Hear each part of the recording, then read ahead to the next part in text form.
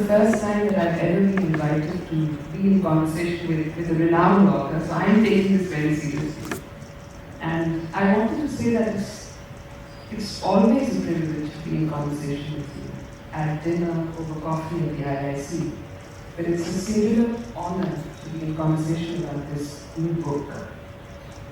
And proud as I am that you should ask me to be the interlocutor, when I read the book, in form it's lyrical, and it's an intense meditation, I thought. In fact, you invoke Gandhi as a saint. And in content, it's a pedagogy for dissent.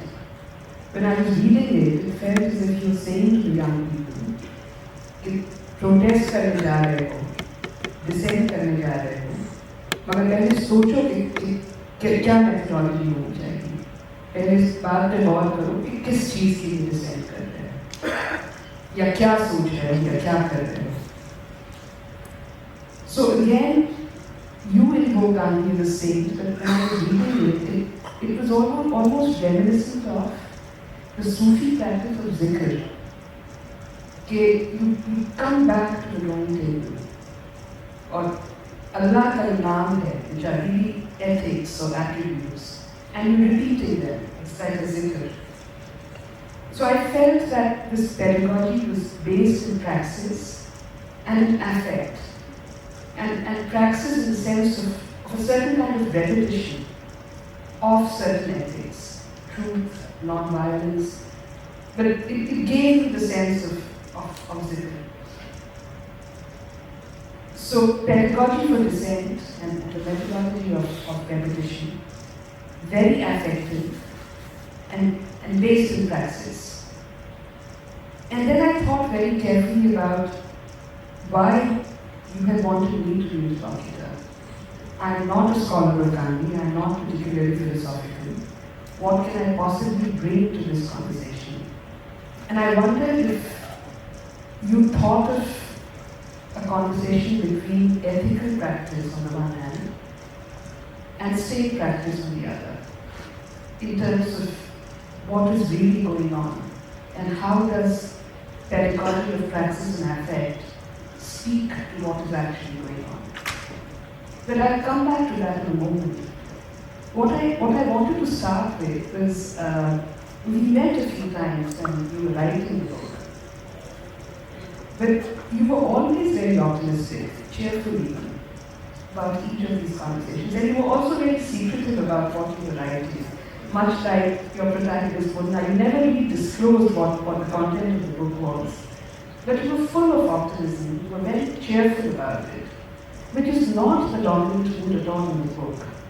So what is the reason for that dichotomy? As a writer, you are full of optimism, but in the book is not.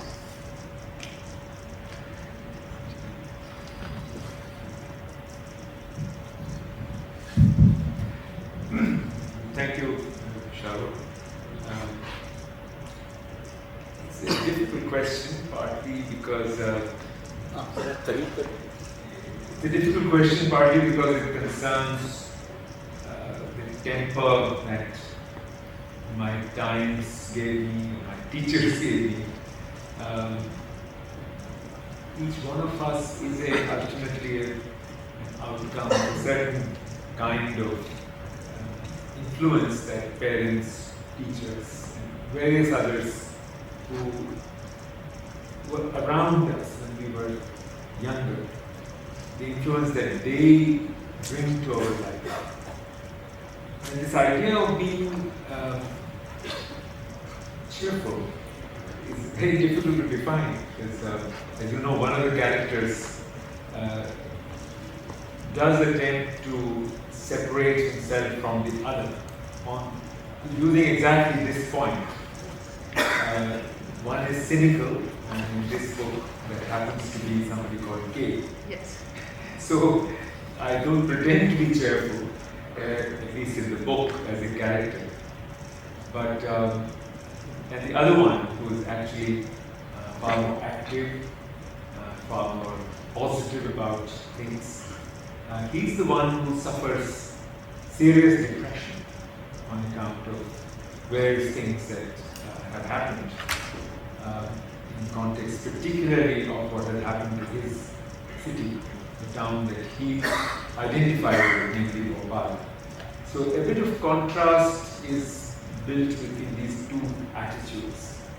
And you can say it's a very old sort of idea in literature. You can note about it. The man of cheerful temper and the man who was permanently depressed. Actually, at one point, I was hoping to write a book which acts as an antidepressant.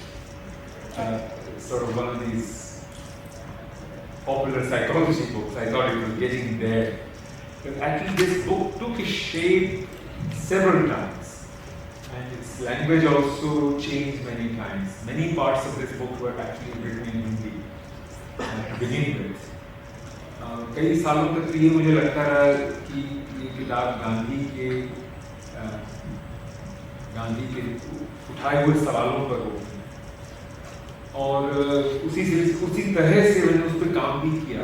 फिर बीच में कुछ ऐसा हुआ और जो सुन के शायद आज की जो सभा है उसको सुन के हैरानी भी होगी कि ये एक सपने में आई हुई किताब है। अच्छा। कोई नई चीज नहीं है क्योंकि मैंने अपनी जिंदगी में कई कहानियां, खासकर हिंदी में ऐसी कई कहानियां सपने में ही देखकर लिखी हैं। I mean, the idea of a very serious radical change in the strategy of this book occurred because of that particular dream. Because a friend of mine, Ramakant, who used to teach linguistics, he warned me a few years ago. He knew that I'm doing something about Gandhi. He said, "भाई इतनी किताबें लिखी गई हैं, अब तुम ऐसा क्या निकालोगे जो नया होगा?" And I think that warning is very true. और ये सब आपने किताब में डाला ही। These are all conversations in the book. Right, because I mean, Gandhi is so hackneyed as a subject. If somebody comes along to say, I want to do a PhD on Gandhi, I think you will send him to get his head examined. Because if you enter a library and look at the books on Gandhi, they are literally in thousands. If you include all the languages of the world, you can't put them in one language. So the idea of using Gandhi as a sort of take-off point into these two moods in which I found people in the last while, either being very gung-ho about flyovers and fast expressways and so on, and feeling very good about it, or people utterly depressed. And it was, I think, among the many polarities of our times, this is one, the polarity of mood. और किसी से आप पूछ भी सकते हैं कि तुम इतने खुश किस बात से नजर आ रहे हो, और दूसरा ये भी पूछ सकता है कि तुम इतने मुझे क्यों लग रहे हो, and both will be true, and sometimes you meet them every day almost. Yes, and sometimes you feel these two moods within yourself. That's right. कभी ऐसा लगता है, कभी वैसा लगता है, तो कई बार लगता है कि हम ही न्यूरोटिक हो गए क्या, कि हमें पता नहीं हमें कैसा लग रहा है, और कोई बताए हमको कि भाई आपको कैसा लग रहा है आज। तो ये एक बड़ा अजीब सा सवाल आपने उठाया। I don't know if the answer is adequate. Okay. But it's not a book really about Gandhi. It's a book. It's a teacher's concern about pedagogy. That's how I read it. And as a lawyer, when I was reading it, और खास के आजकल हर दिन कोई एक speech होती है, हर दिन नर्सिंग निकलते हैं घर से कुछ कहते हैं, and as a lawyer I'm thinking to myself that we have all these orders directing that these speeches are not to be made or directing that FIRs must be registered, मगर ये तो भी नहीं हो रहे हैं. And then I heard you saying to me, even though you're discussing Hind Swaraj and you're saying about Hind Swaraj that it's not so practical, that book, because it dismisses lawyers, it dismisses doctors, it dismisses science. I heard you saying to me that there's only so much that lawyers can do. There's only so much that law can do. There's only so much that these superficial things can do. We need to go back to the classroom, and we need a pedagogy which is effective, which is based in praxis. And that's how I read the book. I read the book as coming from a teacher who's trying to present ideas. So it's not a handbook for dissent. It doesn't tell you what to do if you raid it. It doesn't tell you what to do if you're arrested. But it's teaching you how to think about dissent. Well, I suppose I see you as being more important than me in the sense that I can only teach, whereas you can practice. You can practice law, something that my father did all his life and warned me against doing law, which I wanted to do after my master's degree. Yes. He said, well, stay away from it if you want to avoid frustration. And as a child, as a boy, I've seen him taking a headache medicine almost 3 times in a week. For most of his legal career, he was a brilliant lawyer and author of legal books. Okay. But he didn't want me to become a lawyer. And that actually enhances my respect for those who are practicing law. How do they take so much frustration all the time? Working so hard on cases. I mean, I've myself seen how much preparation it requires. It builds character, but is it efficacious? Well, look at Gandhi in this respect. I mean, he had serious questions about law in South Africa and then in India. And yet he practiced law to the best of his capacity and used it for purposes for which at least the British didn't think law could be used. And I think the first example of that is his Champaran movement, Yes. where the lawyer who had taken him to Champaran thought that perhaps he will help him prepare the case and then he will fight it. Instead, he decided to talk to a few hundred peasants who had been forced to grow in the court. And he asked them to prepare their narratives and put their thumb impression on that paper. And then with this huge number of their narratives on paper, then he went to the court. Now, I think this is an example of the first sort of action research, you might say, in the history of education. Action research was discovered as a methodology much later. That you get people involved in action rather than take it yourself, and that Gandhi chose the path of collective litigation. Did he win that particular case? He won history on that case in particular. That's exactly my point. That Gandhi's pedagogy was not limited to law, because law is so limited. Yes. Gandhi was not a particularly good lawyer or a very successful lawyer. Jinnah was, Motilal Nehru was. Gandhi worked outside of the logic of law. And again, when I was reading your book again today, on the question of hate speech, and on the question of what Yati Narasimhan has said today, more insults, more abuses, insulting the right to practice freedom of religion in public places. And I was thinking to myself that reading your pedagogical suggestions, a much more efficacious answer would be to call for prayer meetings, public prayer meetings, which is something perhaps Gandhi would have done, and not taking this to court, because law is limited in that sense. We've got all lawyers. What do we do next? Action then, moral action, which would be a prayer meeting. And I saw your book saying that. I saw your book suggesting that too. I suppose ultimately both of us are discussing the question of governance. Yes, law practiced with imagination and spirit takes us to a certain verdict. Whether that verdict is conveys justice or does it settle a dispute. One can discuss that, because justice ultimately, in human terms, is search for a decision when society can't take a decision. judges help us to arrive at that point. Now, what happens to that decision later depends on how society is organized in its relation to the state. And if you have faith, more faith in education, it seems, than I have. Partly because, if you look at the first major promise that the Constitution made about giving itself 10 years of directive principles of state policy to achieve universal enrollment for children of 6 to 14. Now, 10 years passed, and then 10 more years were added. And finally, it was in 2011 that the right to education actually became law. Now, that itself is a story of how difficult it is to translate decisions into educational practice, even administration of education.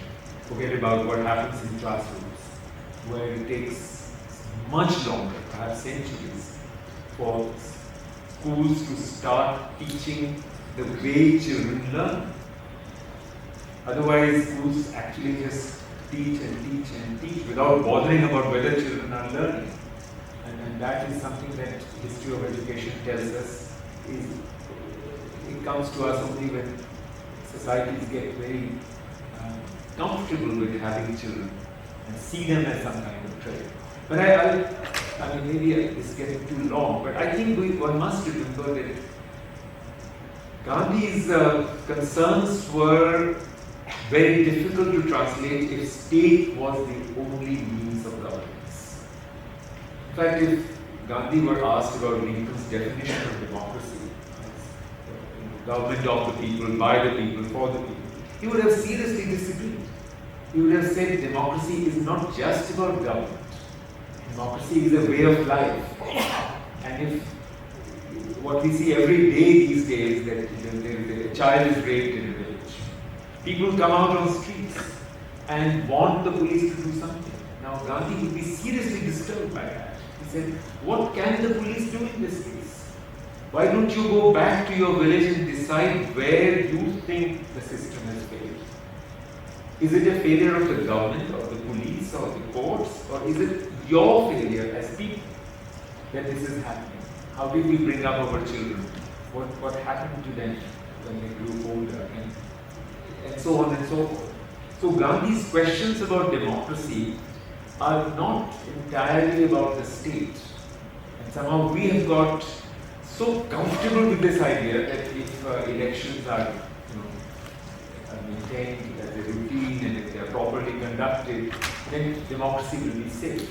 It will be safe, all right, but will it be useful for the kinds of purposes for which India gained its freedom?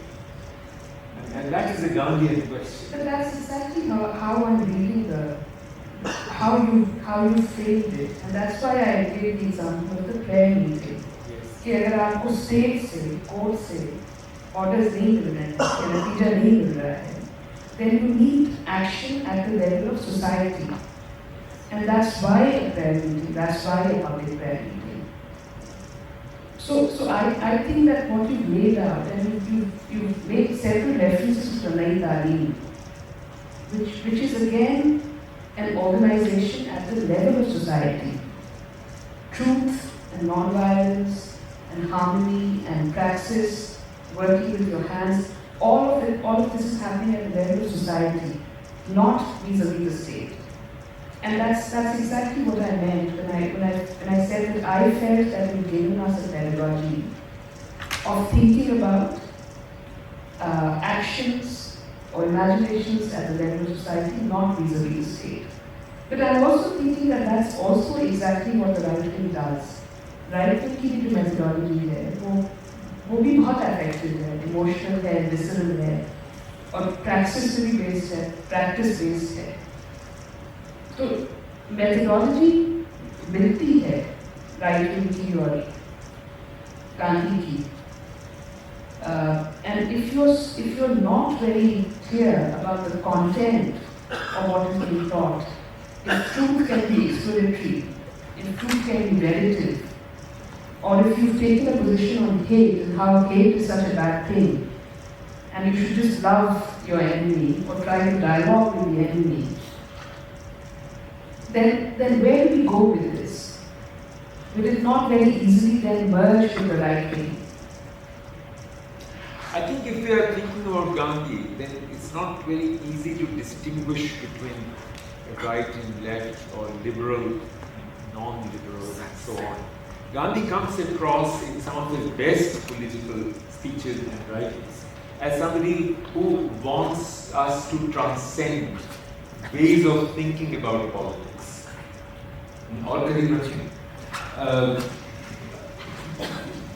इस अर्थ में गांधी एक बड़ी हमसे appeal कर रहे हैं कि हमारे जो सोचने के तरीके हैं से बने हुए वो हम माने कि काम नहीं कर पा रहे। जैसे ब्रिटिश पार्लियामेंट का जो क्रिटिक है उनके स्वराज वो भी इसी मुद्दे पर है कि अगर आप पार्टी सिस्टम से ही सच्चाई को जानना चाहते हैं कि एक पार्टी ये कह रही है दूसरी पार्टी वो कह रही है बीच में कहीं होगा सच, तो गांधी कोई बहुत उससे इम्प्रेस नहीं होते और वो कहते हैं कि जाहिर है कि ये बच जाए। और हाँ, ये जो पूरा मसला है हमारे सामने आज, ये दरअसल समाज की टूटन का भी मसला है और हम ये मानने में असमर्थ हैं जो अशोक जी ने दोहराया, गांधी ने बहुत पहले सोचा भी था कि देखिए हम जिस तरह जीते हैं उसमें टेक्नोलॉजी का बहुत बड़ा योगदान है। अब आज जिसको आप सोशल मीडिया कहते हैं, जिसके जरिए हेट स्पीच सबसे ज्यादा तेजी से फैलती है, वो एक्चुअली बड़ा नॉन सोशल या एंटी सोशल मीडिया है। दुनिया का सबसे अमीर आदमी उस प्लेटफॉर्म का मालिक है। और अभी जो एक हाल में ग्रीक इकोनॉमिस्ट की किताब आई है, उसका टाइटल ही है techno feudalism, how it has conquered capitalism. Capitalism का मतलब होता है कंपटीशन होगा, and this new variety of feudalism has handed over the entire world's capacity to express and communicate to basically 3 or 4 companies, which all happen to be located in the same state of the United States. So much concentration of capital is completely unheard of in the history of capitalism. Yes. So now are we talking, is this a left discourse? No, this is simply a critique of capitalism within the ethics of capitalism. So in a sense, the times in which we are today, yes, I think all ideologies have actually failed. Otherwise you won't see a war like Ukraine versus Russia. And therefore I feel very reluctant to talk about left and right or center. I mean, this whole 300 years of political European philosophy really doesn't make any more sense. And personally also I experienced that. You know, I happened to have at that time the position of a man who had to direct an institution like the NCRT. And a lot of people thought that most of my critics will be from the right. Actually, it's the left which made life more miserable for me.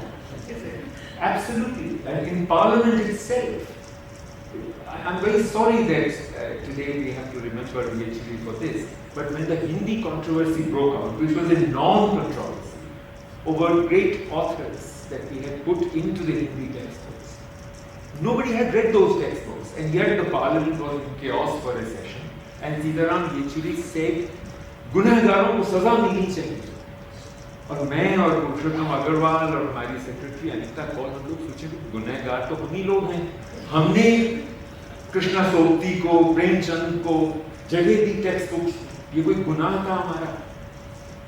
तो आप सोचिए कि ये left wing की आवाज, yes right wing की भी आवाज थी कि हमने छोकरी शब्द का इस्तेमाल कर दिया कक्षा 2 की किताब, इतना बड़ा गुनाह हुआ। तो ये जो पूरा मसला है, कम से कम मेरे अनुभव में ऐसा नहीं था जिसमें ऐसा लगे कि साहब लेफ्ट ज्यादा प्रोग्रेसिव हो रहा है और राइट जो है वो कंजर्वेटिव हो रहा है या वो चिपकना चाहता है। It was a failure of pedagogic ideals, and certainly it was there was a sense that any sincere effort in educational change is not going to be appreciated by anybody across the spectrum. It took really 4 years of relentless work to see that even the West Bengal government began to appreciate what we had done. But till then, the CPM was not at all convinced that this was the right way to go. BJP was not convinced either, but I think the late Yashpal put it very well. He said, Krishna, if we are doing something which both the right and the left are unhappy about, we must be doing something correct. I take your point. I'm sorry that I went on this, but since you mentioned this, I thought that. Yes. I take your point, but I'm also thinking that those were fine days when NCRT curriculums were actually debated in Parliament. And there was debate whether good or bad, but that was the subject of debate. Very chaotic debate. But a debate nonetheless. I'm not sure if you can call it debate which follows no norms. If all it wants is deletion of certain lessons, and we know deletions in textbook take at least 1 year, textbooks are out and so on. It was not a debate at all. It was kind of an exchange of very, very heated tempers without the time to consider what's going on. I mean, education is really a very slow moving discipline where it takes decades for something to happen. And it requires several hours of thinking before you can debate. But I didn't experience that debate at any point on any forum, unfortunately. Yes. But I'll bring you back to the book. Yes. And so we won't talk about these categories, and I'm persuaded that these categories are not exact or not accurate. But if we speak of the hermeneutics of liberation or something, ideas and explanations that take us towards liberation, and I'm borrowing from liberation theology now, theology that is liberatory, that takes you towards liberation. And I'm also reminded of an incident in South Africa where I used to work with a liberation theologian. And he said to me once that the whole purpose of liberation theology, or any idea as liberatory, is that we develop a pedagogy or a hermeneutics to read something, the Quran in that instance, to read the Quran from the perspective of the most marginalized person in that society. So a black South African woman, how would she read the Quran? How will she interpret the Quran? What will she find in it? And I want to ask you, how would Miran Haider, how would Gulfisha Fatma read your book? How would you want them to read your book? What would they take away from it? Or what could they possibly take away from it? In terms of the pedagogy of dissent.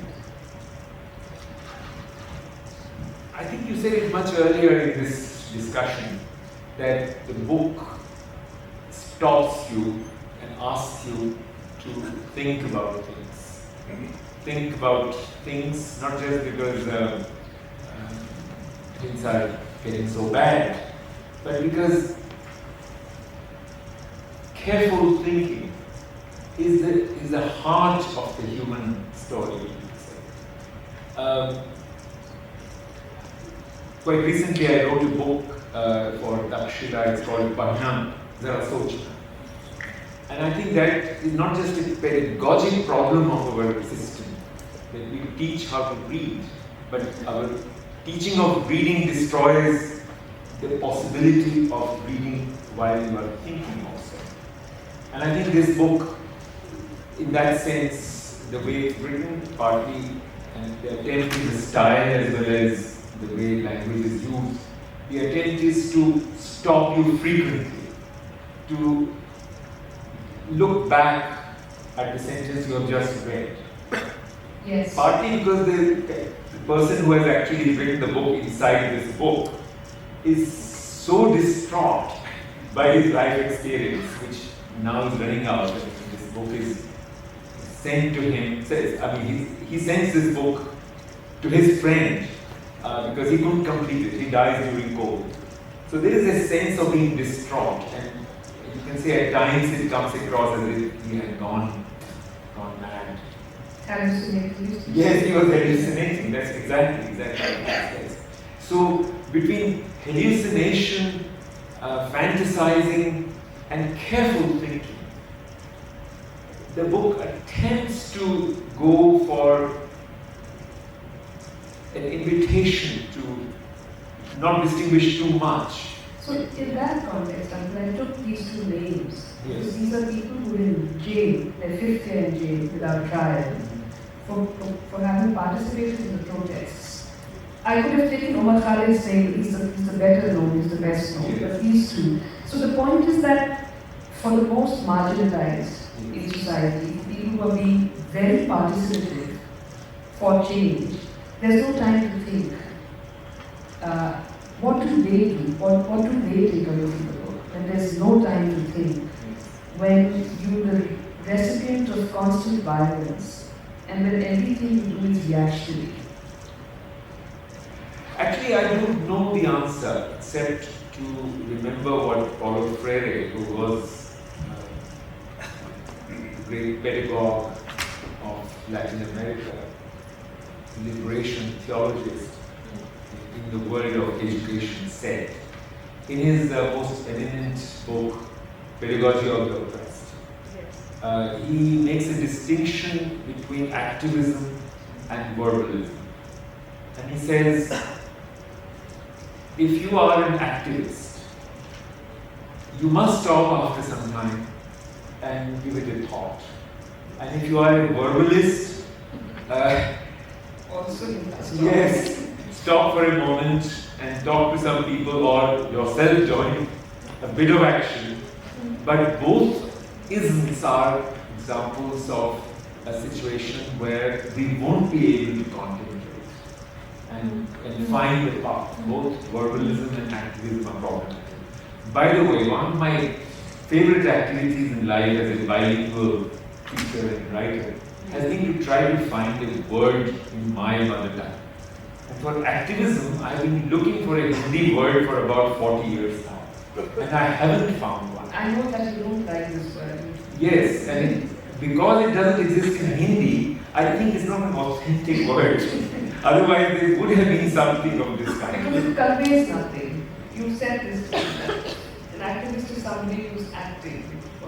And has probably very little time to talk to people who are not activists. They consider it's a waste of time. And that's very problematic because everybody has a role in society. In fact, somebody, while I was writing this book, asked me, was Gandhi an activist?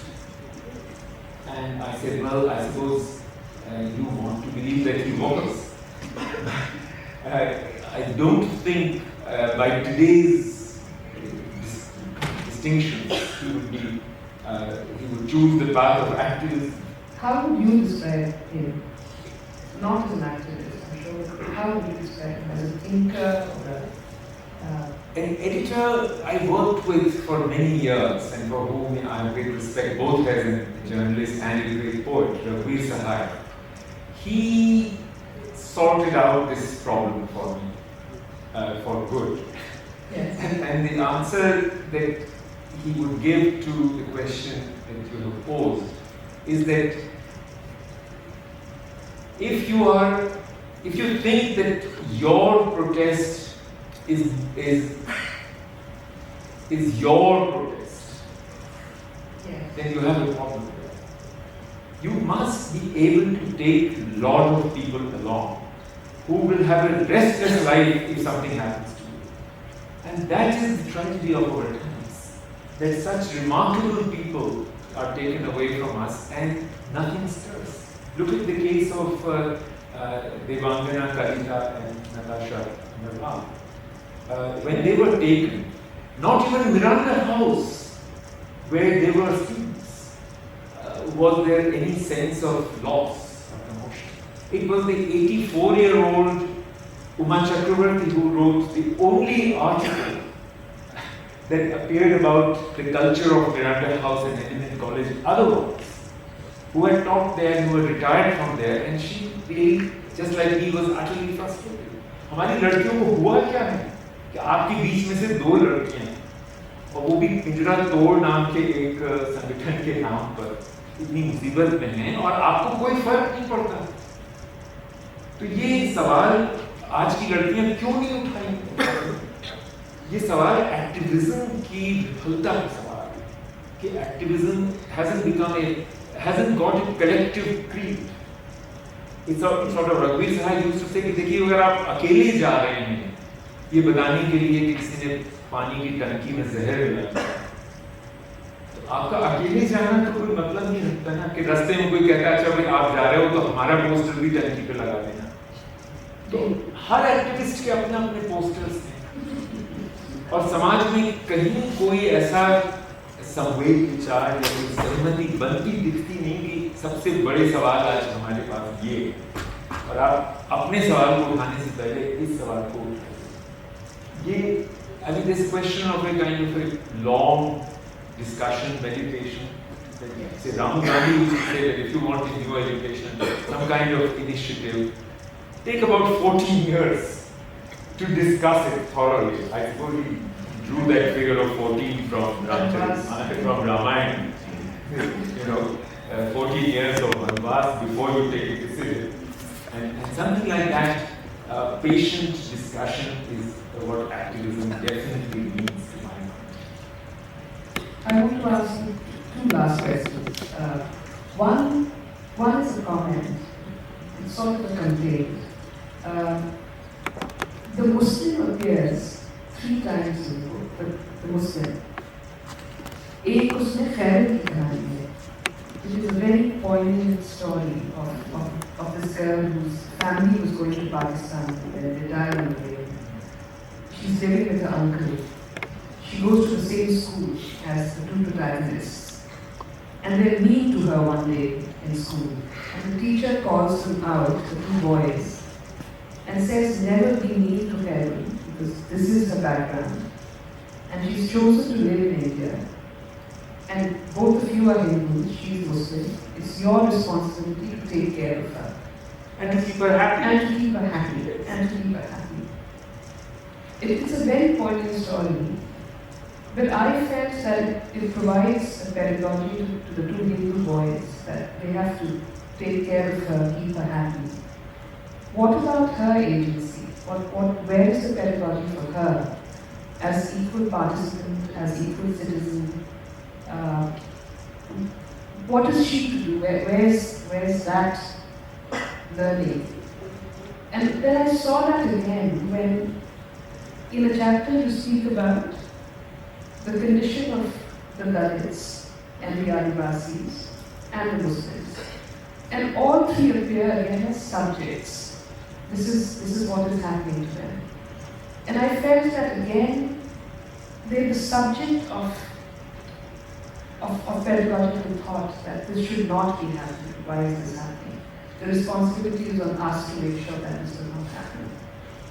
Where is the pedagogy for the subjects themselves?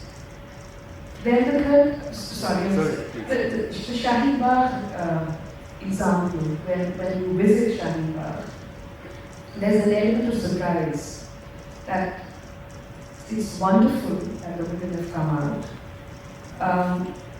I was slightly disconcerted by that element of surprise. Why should there be surprise? Is it because there's no pedagogy available to show that Muslims also have a responsibility? In fact, it's not just that they should participate or not participate.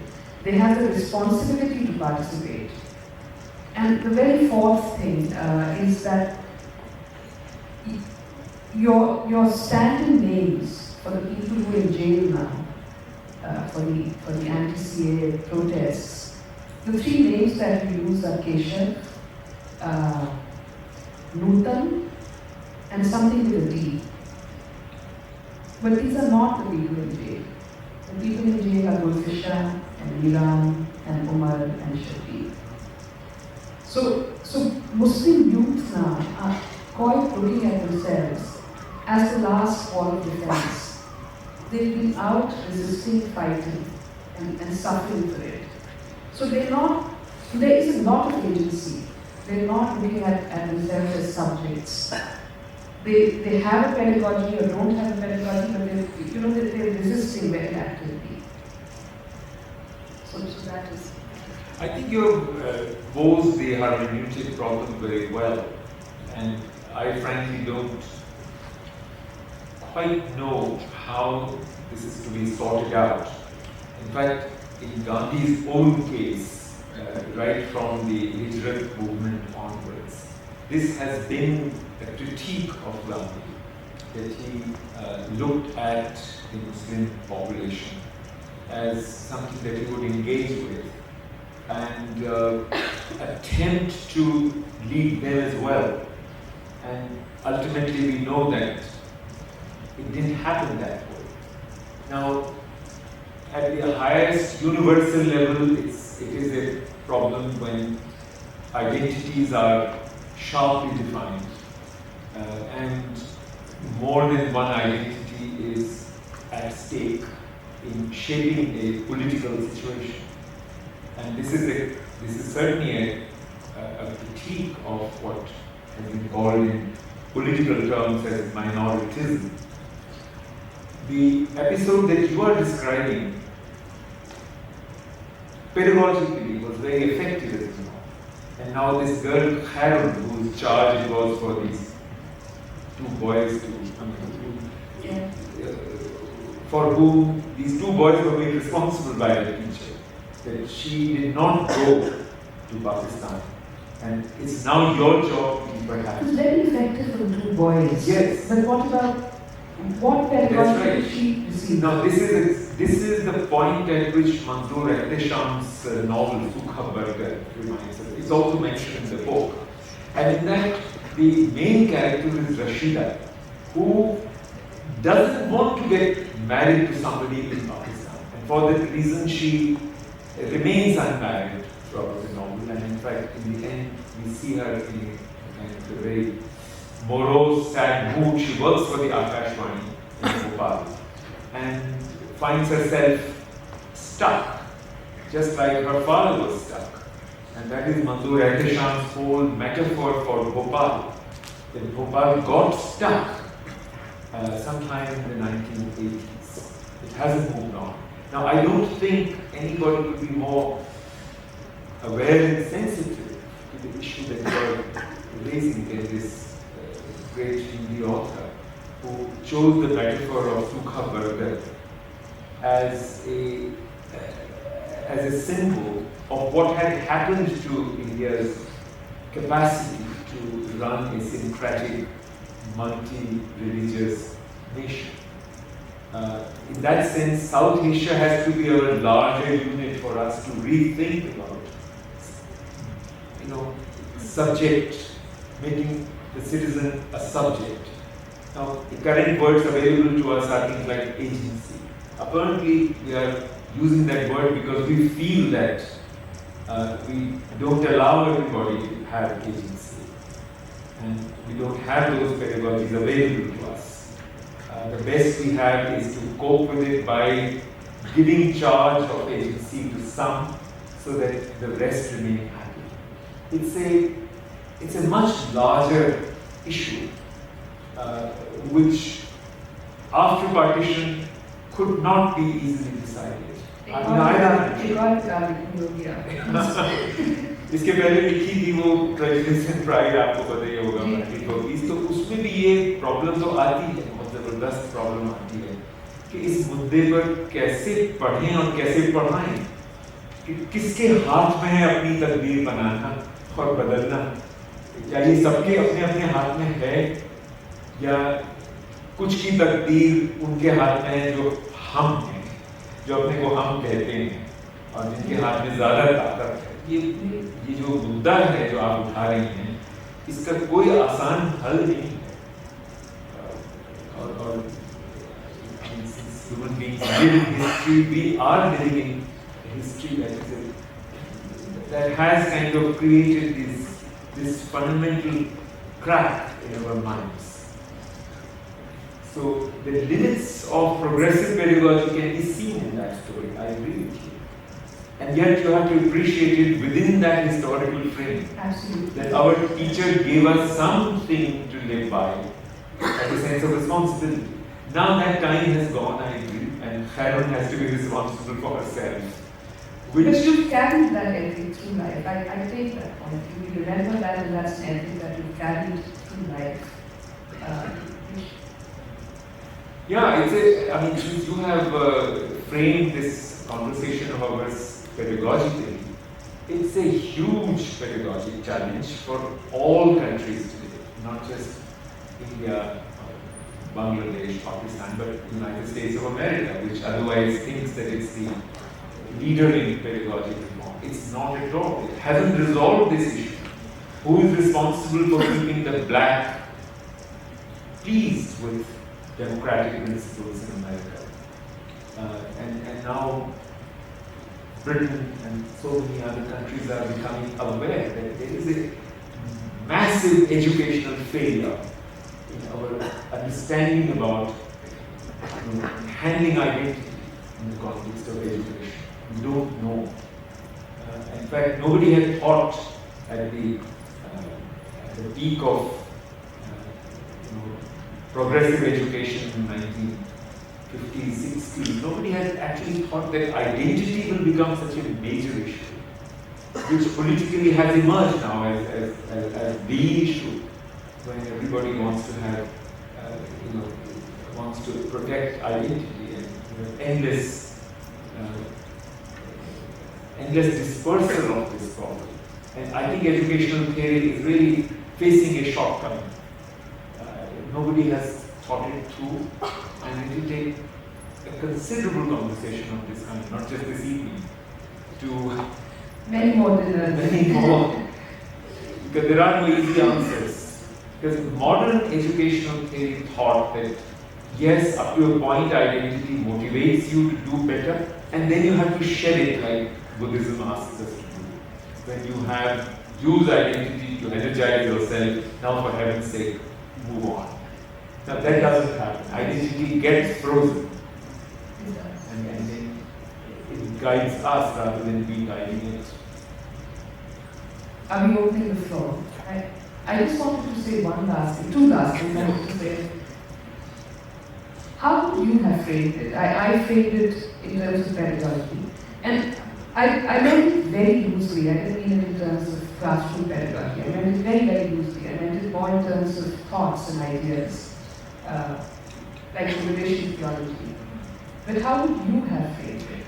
I would frame and call this book a book about the problem of writing and editing. All good writing is good editing, basically.